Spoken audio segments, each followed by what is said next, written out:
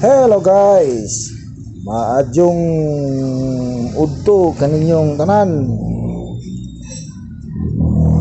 Long time no see. So unang-una, greet muna tayo dun sa mga kasubscriber natin at mga viewers natin, no. Good day sa inyo lahat. Ito content natin kung paano ito buksan. Ito siya. Una baka magkabali-bali yung sa loob sa ang loob nito. Magkabali-bali. Itong problema nito is leaking. Ayan, kita nyo. Wala na, nakailang lagay na daw ng oil. So nauubos at saka yung car wash area niya wala na, puro langis na.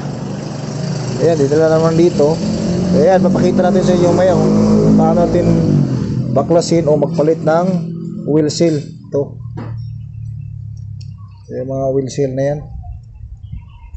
Okay guys, ito una natin tagalin. Tapos ito, music maestro, masyadong mainit ang panahon.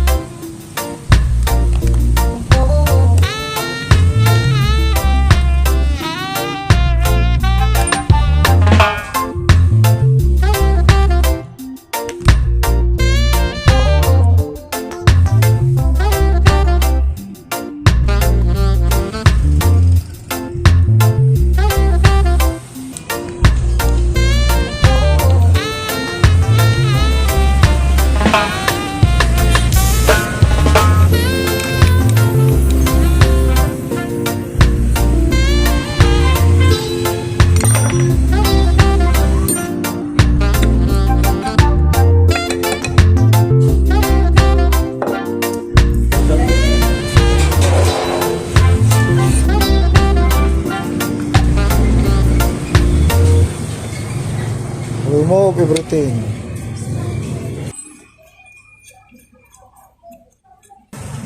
Yan, tanggal na.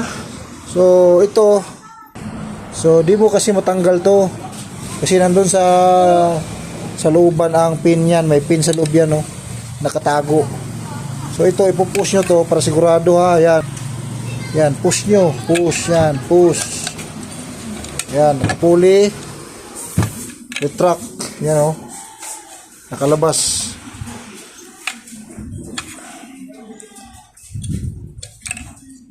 Ayan.